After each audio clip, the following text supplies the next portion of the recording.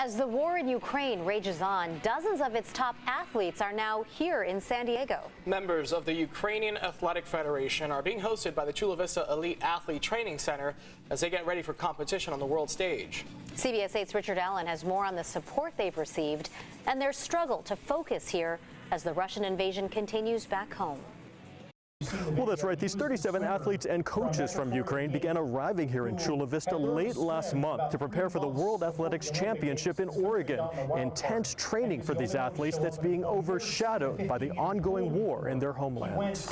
It is our hope that you feel and experience our hospitality, our welcome. For more than a week, these track and field stars at the Ukrainian Athletic Federation have been hosted by the Chula Vista Elite Athlete Training Center, a U.S. Olympic and Paralympic training site. Us here in this country have little idea all that you and your families have experienced. Our hearts have broken with you. Support that these athletes and their coaches say they've felt since arriving here. Thanks God we have such good friends like you, like American people who support us in our fight, and we understand that we are not alone. Anna Rychkova, who competes in the 400-meter hurdle and on the relay team, says that up until this point, she and her fellow athletes had been separated by the war, forced to train in separate locations.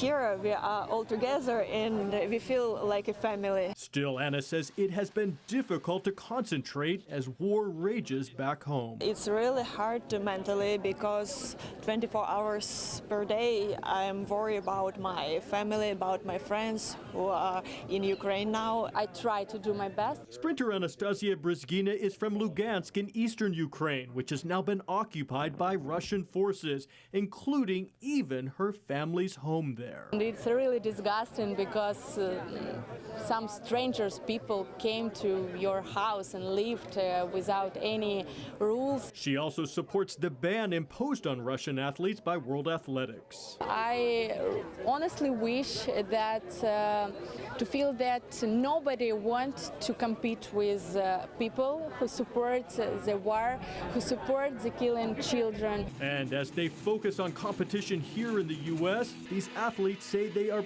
praying for peace back home. We want to go back to our country and just live safe and, to have our lives back.